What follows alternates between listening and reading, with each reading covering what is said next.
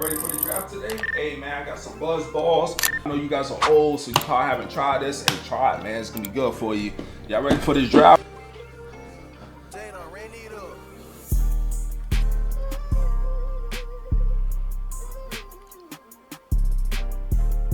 Man, why do you want Josh Jacobs though? Oh, okay.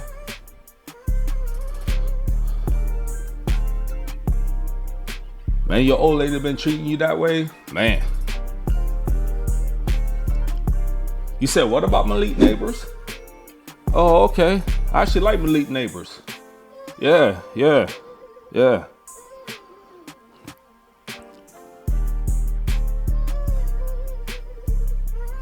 Man, don't do that, man. You know I'm a Lions fan. Don't do that, man. Don't take Jameson Williams from me, man. Don't do that. You know I'm a Lions fan. Don't do that. Don't do that. Let's see. Stats. Rankings. Cool. This video is supposed to be meant to be funny, but this is how I would react if I'm going to someone's house for a live draft. I'm bringing my buzz balls because my league mates, more than likely, I'm 40, so they probably don't even know about this. So a lot of the people that I used to play with, they're like much older than me. I wouldn't say much older, but they're like, yeah, but they're older than me. So I would make sure that, you know, I bring something to drink. I'm not eating anything. I'm fasting. I don't know how it is for you guys, but for me, when I fast, my mind, I think clearer. So I don't want anything to eat. I eat after the draft. I got my Red Bull because normally a live draft, depending on, you know, who you're doing it with, can last minimum 2 hours. So I want to make sure that I'm good, that I'm energetic. And I might have like some Skittles or something to the side. But I'm focused. I'm focused, people, because at the end of the day, these 11 people that I'm with, they're my enemy right now. Some of them might be my friends in real life or might be my associates in real life. But at this point in time, they're my enemies. I'm focused. And yes, I'm one of those people. I'm quiet by nature, believe it or not, even though I make YouTube videos. Even though I used to be in the army. But with that being said, I am focused. And then if somebody's having a conversation, as you heard me blurt it out, oh, you like Malik Neighbors too? I would say something to keep the conversation going. I don't have to be in the conversation, but I keep the conversation going because when people talk, sometimes they talk too much and they don't realize what they're going to be doing during the draft. And then you think about this, right? A lot of people like to drink. A lot of people can't hold their liquor or alcohol. They can't. So they don't focus as much. Like I said, the rounds that you start to win your fantasy leagues is that 10th round and above. That's when you start to get those sleepers. That's when the research comes in handy. I mean, don't get me wrong, you can mess up your draft within the first 2-3 rounds by having a player that is a bust. But more times than none, within the first 2-3 rounds, it's going to go as planned. For example, you got to also know what your league mates like to do. In a league that I used to play in, the 14-team league, a lot of the players love quarterbacks. They love going quarterbacks early. Lately, even though I don't play in that league, I have a couple people that I know that are still in that league. They like to go running back early. So for me, I know no matter what, whether they go running back early or not, I'm going running back. I'm getting 2 workhorses within the first 4 rounds. So you got to stay with your strategy. You can't let nobody dictate your draft. That's why I like to have like a mid to late pick, because I'm able to see the draft from a whole different view. I'm able to see how the draft is going. And however the draft is going, that's going to give me the advantage. So if people are starting to take running back early, the way I want to take running back early. But if people start to take quarterback early, that's going to benefit me because that's going to leave me more starting receivers, starting running back, starting tight ends. So again, guys, this is how I will approach a live draft. Now, I will say something. My first draft that I did was in Iraq. This was back in 2008. That was one of my very few live drafts that I ever done. And it was fun.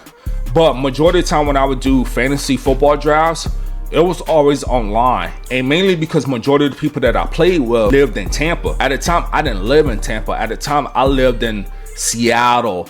So there were a lot of times I wasn't even close by majority of the people that were doing live drafts. So I was used to doing live drafts online, which to me, I had the advantage because I was in a comfortable setting that I was used to, and I was able to kind of like focus without people having conversations with me. You know, you could be in a restaurant somewhere and you got people talking, food, you know, being brought to you. I like being at home doing a live draft because at the end of the day, I'm able to see who's being picked. I got the commissioner texting me like, hey, this person has gone, this person's gone. So I'm able to like scratch off, use a highlighter and scratch off, see who's available. And then if I'm doing a draft, let's say on Yahoo or ESPN, that makes it a lot easier. And another thing that I didn't do as well when I played fantasy football is sometimes like with Yahoo, ESPN, you have people that are in the chat and they're talking throughout the whole draft. That was never me. I will always concentrate and see which players were there. And I also will concentrate on who people are drafted. I will look at other people's teams and see how their drafts are going. Because like I said before, I'm going to use an example.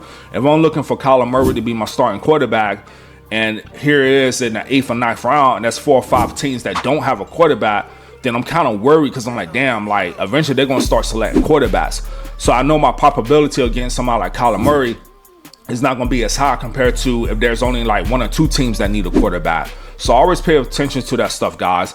And again, I know this was kind of a video meant to be funny, but this is literally how I will approach a live draft if I was doing one today. I would literally bring this buzz balls, because anybody that knows about buzz balls, you drink a little bit of this is going to get you where you need to be. And I wouldn't even drink any. I would let them drink it. I would have my Red Bull, maybe some candy on the side, and I would fast, because for me personally, I can't speak for everyone else, but for me personally, I think more clearer whenever I don't eat. And the same thing, like whenever I'm in college. So whenever I'm in school, I don't eat because I like to think clearer. For me, if I eat, then I become like kind of sleepy. I become lazy. My thought process go to different directions. No, I like to be able to be alert. I like to be able to think about eating afterwards. Just focus on what the task is at hand. So for you guys wondering how I will approach a live draft, that's exactly how I will approach a live draft. I won't really get into conversations like that. I will just focus on what I need to do, because at the end of the day, man, a lot of these leagues, I mean, it's a lot of money you guys are paying for these leagues. I'm here to win. I want to say this last thing before this video ends. When I'm drafting, I try to draft the best possible team. Just like anybody else, you try to draft the best team as possible.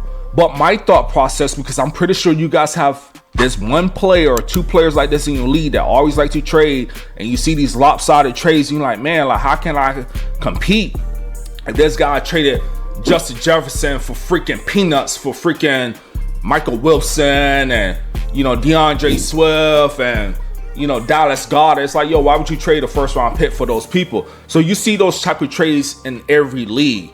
I try to draft the best team as possible because I know those trades are going to happen. I know those type of transactions are going to happen. I'm trying to draft the best team as possible because when those type of trades do occur, will they frustrate me? Of course, they were going to frustrate me. But I look at my team and I said, well, that's not going to affect me. Also, too, I want to be able to draft a team that's strong enough for the simple fact that if I have to trade someone, I want to make sure that my depth is good, where I'm not nearly digging into my starting lineup. My bench is so good that I could trade 2 bench players, maybe for a starter, depending on who the team is. Because a lot of times, too, these fantasy managers, after week 4, they started panic. So you might get a 1st or 2nd round pick for a couple of bench players that are actually doing pretty good this year, but they need more depth because they done dealt with injuries. It happens every year, guys. So that is the way that I approach my draft, because at the end of the day, guys, this is not a job for me as far as like doing fantasy content, but at the same time, I want to be responsible and tell you guys like, hey, this is what I would do, because at the end of the day,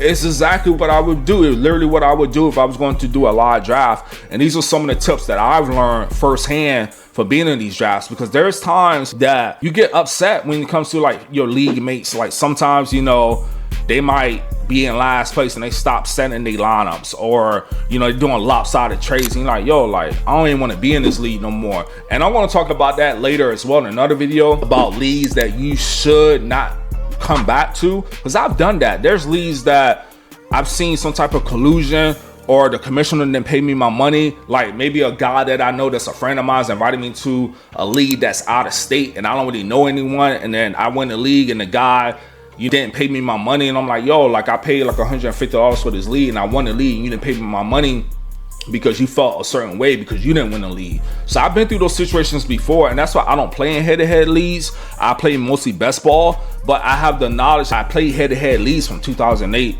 to 2022. I know the tips to win head-to-head leagues. it's just one of those things that I'm very serious when it comes to like my drafts and my research and who I listen to and who I don't listen to. Because a lot of times you can do your research, you can do everything you need to prepare for a draft, and you go to one of these live drafts and somebody throws you off, and now you're like, damn, like I didn't follow my plan. You got to have a plan of action when you go to these live drafts. When you have a plan of action, things tend to work out more than it don't work out if you have a plan. A lot of these guys that you play with, they don't do the research like they should. They might know the first like 75, 80 players, but after that, they just start picking random people because they haven't done their research. Like, for example, they might pick Spears, right, to be the backup running back for Tony Pollard. And right now, he is like the handcuff for Tony Pollard. But for me personally, if I wanted more potential, I'm going to pick Singleton, because I think Singleton is a good running back coming from Penn State, and I would like him more than Spears. But somebody who doesn't do their research will pick Spears, and I think they will regret doing that, because I think Singleton is the better running back. I think Singleton is going to get a lot of touches this year. Don't get me wrong, I still think Tony Pollard is going to be a beast, but I think Singleton is going to get more carries than freaking somebody like a Spears. And there's just certain things you got to look at. Like, for example, somebody might look to pick up one of Cleveland Browns' first or second round wide receiver picks. I'd rather have Jerry Jeudy, but somebody going to look at the ADP and not even realize about Jerry Jeudy and the potential that he has and what he was able to do in 2024. So again, guys, that's how I would approach a draft. I appreciate you guys like always. If you guys have any questions, please let me know. Thank you guys for your support. I appreciate you guys like always. Salute. Peace.